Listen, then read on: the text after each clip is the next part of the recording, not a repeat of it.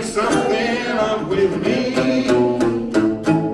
How about cooking something up with me? Shemai, another little chat with another superstar. This afternoon I've got Mr. George Hinchliff. You old flatterer. And he's about to go back on stage, but he's very kindly said yes to a chat. So hello, Joe. It's been lovely to meet you in person. After all, you are an idol to nearly all. See, it's nice, isn't it? Yeah. So, first of all, are you enjoying the weekend here in Great Yarmouth? Yeah, very good. Cool. As we always say, it's going extremely well so far. So far. I could muck it up for everybody very quickly. If you don't know, this gentleman is Ukulele Orchestra of Great Britain, the founder, the king, the CEO. George, do you want to tell us a little bit about how the Ukes started? I'm very happy to take the blame, yes. Well, we tell the story that I had a ukulele when I was a kid, and when I went to college in Leeds, I met Kitty, one of my co-founders. May I ask what you were studying? Fine art. Oh, right. But that was in an institution where it wasn't about painting or sculpture. It might be poetry, filmmaking, photography, or performance art. Real cultural. Anything wild and wacky. Awesome. So I spent some time making homemade brass instruments, clarinets, and long strings that made funny noises. All sorts of things. Anyway, so that was fun. Yeah. And then, of course, I ended up doing music for fun and met Kitty, who was at the university. I was at the Polytechnic. Yeah. Just like Einstein, you know. People say, "Did you go to university?" No. I went to the Polytechnic, like Einstein. Well, blah. Anyway, and so Kitty was in a band, and the lead singer was saying to her, "You're singing the wrong note because it's a tormented ninth or a flattened something." Or Yeah. And she said to me, "I don't really know what they're talking about." And I said, "Your ears are telling you the right thing." Yes. But he's got the technical language to blow smoke, you know, to talk nonsense. So I said, "You ought to get a ukulele, learn chords. It's relatively easy to get your hands around quite complicated chords, so you understand it." So she did that, and then she was able to answer this chap back and say, "It isn't a tormented ninth, it's a C7 flat 13 or something, you know, blah, blah." So that's how that started. And then a number of us who were in Leeds at the time, coincidentally, all moved to London at the same time. There was some talk of us going to live in Mexico, but Ukulele Orchestra. Well, it was going to be Mexico, and then we kind of overstayed our welcome in London and ran out of money, so I had to get jobs in London instead of going to Mexico. Probably a narrow escape. And then we said, well, what are we going to do to stave off the boredom? Let's do music. So we thought the ukulele was a good idea as the antidote to all the pretentiousness of pop music and classical music and whatnot. Egomania, breadheads. Roughly when are we talking about in years? Oh, this was early 80s. So by 1984, we had a plan to have the Ukulele Orchestra of Great Britain. We thought, should it be Great Britain? Initially, we thought the Ukulele Orchestra of the Universe, or should it be the Ukulele Orchestra of South London, or Borough High Street, or the Elephant and Castle? We went through all the different things. We thought Europe, no, too big.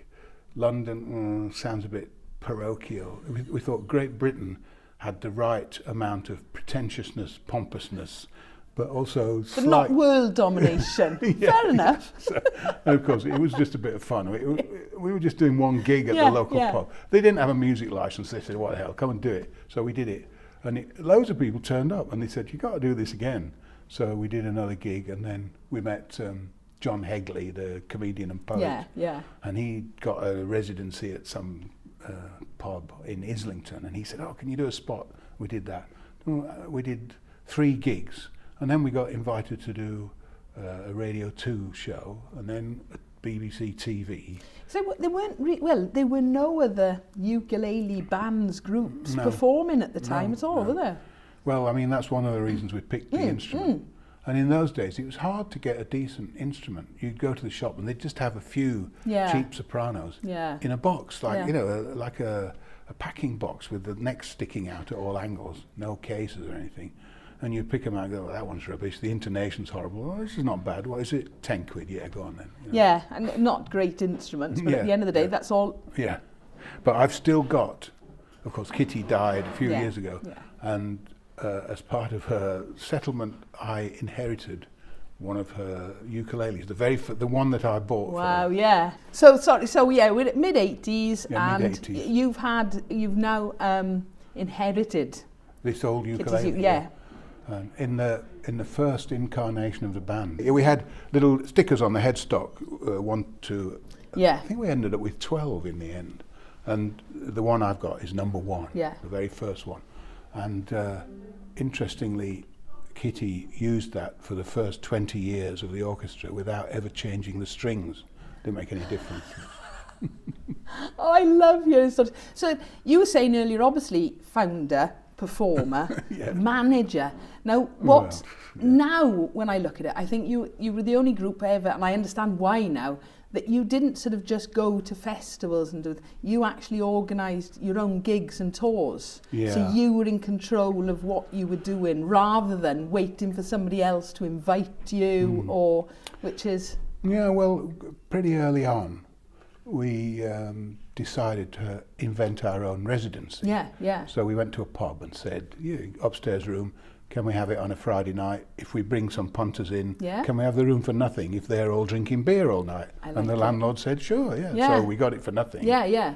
And had a club. Will has mentioned that's how he sort of got into it all, yes. His mum brought him up. I remember his mum phoned up and said, can we come? It's a pub, and he's only a kid, And I said, yeah, but if you're with him, it's fine. Yeah.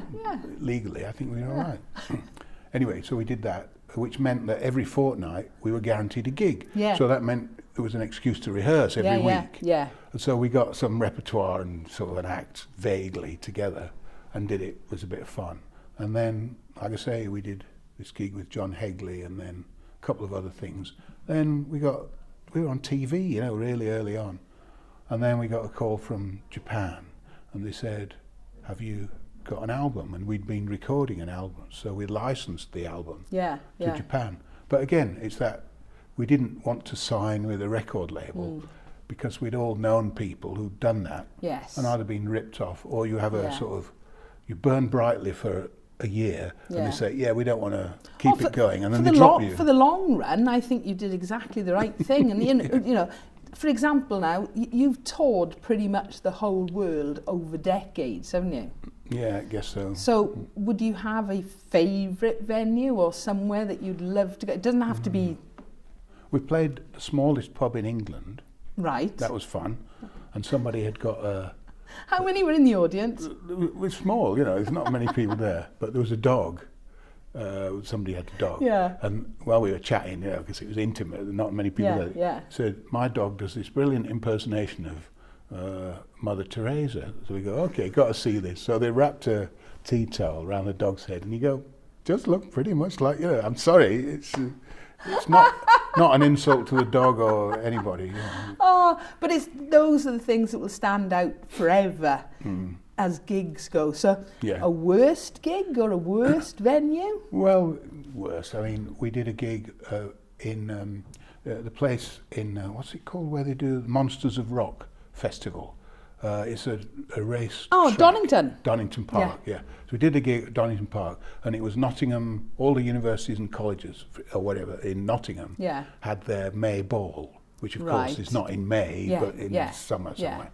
Anyway, so we did this thing, enormous great thing, thousands of students, and they said, we've got a brilliant idea. Instead of having a normal stage, we've got this huge great cube that's like 20 foot tall. So it's like no rails around the edge. It's like standing on top of the Eiger or something, And so we said, can we do the sound check? And they go, yeah, okay. So we sat on the top of this thing gingerly and went strum, and there was a gap. Time went past. And then we heard from way over in the distance this enormous great roar going ka-chung. So we thought, of course, it's in a huge great aircraft hangar. Yeah. And so the sound from the speakers over there takes a while to get here. So it was like strum, ka-chung, strum, Oh, that would have, as a musician. Yeah, so we quickly realised Yeah. that it was not possible No. to work with the foldback of the sound. Yeah. So we fooled around with it for a while and realised that the only thing we could do is watch each other's fingers, and because we knew the material, try and stay in touch with each other and ignore this enormous, great amplified sound that was coming from somewhere else. So it was like trying to do your set acoustically while another band was playing the same repertoire. I'm just trying to think how my brain would even comprehend that. It was really difficult. Oh, yes. Anyway, we did it, and at the end of it, loads of students came past and said, "Oh, brilliant gig, yeah, woo," you know, and so we got away with it somehow, you know. So you're not really playing much with the ukes anymore. I know you've sort of stepped back a little bit. Yeah, well, I health issues. Yes, you know, I so how long did you do in the end? 35 years, I That's guess. not bad. That's a good life prison sentence. Well, of course, it used to be the case that we'd time off for good behaviour. You know, it used to be the case that all the endless slog and difficulties about payments and transport and logistical headaches and visas and it's not always a glamorous issues. Life, really. It's Those were the headaches, but the fun bit was getting on stage and you go, hey, this is what it's all about. Of course now, because I don't do, occasionally I do a bit, but I don't do very much of that. So it's like all I get is the headaches now. Yeah. So like we've got a current one where the visas for America of course are problematic because anybody who's tweeted or Facebooked anything sensitive, one might say, is in danger. Oh, I can't even, of not getting a visa and therefore not being able to do an American tour. You know? No. So do you miss the performing all the time? Yeah, of course. Yeah, it's good fun and the camaraderie with the band. And, of course, people spark off each other. I mean, at this festival, the Bracklesham thing, here we are in, are we allowed to say where it is? Yes, we're in Great Yarmouth. Great Yarmouth, Bracklesham, Mandy and George. And so all the musicians and ukulele players, if they're sitting around talking, they come up with daft ideas, jokes, and then gradually they develop into a sort of standing joke. And that's exactly the sort of thing that happens with a band, of course, as you know. Absolutely. And then you do it on stage and people go, oh, that was it. How'd you get that? You go, just cooked it up, you know. It's like you say, somebody says, what sort of song would be appropriate if you were doing something to do with dogs, if it was a dog show? And then somebody goes, and then I saw her face now, I'm a retriever. And then everybody goes, oh, right, okay. And then for the next 3 weeks, every now and again, somebody will say, I've got one, like, it's going to be a Great Dane, all this. See, that's my level, straight off. I am there absolutely loving it. Stupid puns. Do you find yourself a good audience member? Yeah. Because well, I'm not. I know I'm keeping an eye on it, fine. but I'm not. I'm quite a fidgety, and this is why I love doing what I'm doing, because I can sort of justify, I'm filming and doing things, but I'm not very good at sitting down. I think I'm all right with that, because when rather than performing Yeah. with the orchestra these days, I go and see them, see Yes, whether they're I suppose, yes. up to Yeah. well, what they're doing, Yeah. And I find that I can sit there and go, okay, what do you got? Give it to me, Yeah. and accept it as a listener, a punter, a customer. Oh, that's that's nice. And rather than saying you ought to have been doing that, I go, oh yeah, okay, give me what you got, and I can enjoy it, Just before we go, obviously you've stepped back from that. Have you got any?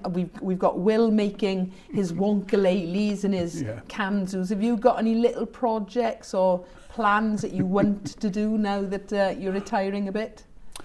Well, you know how some people do crossword puzzles or Sudoku?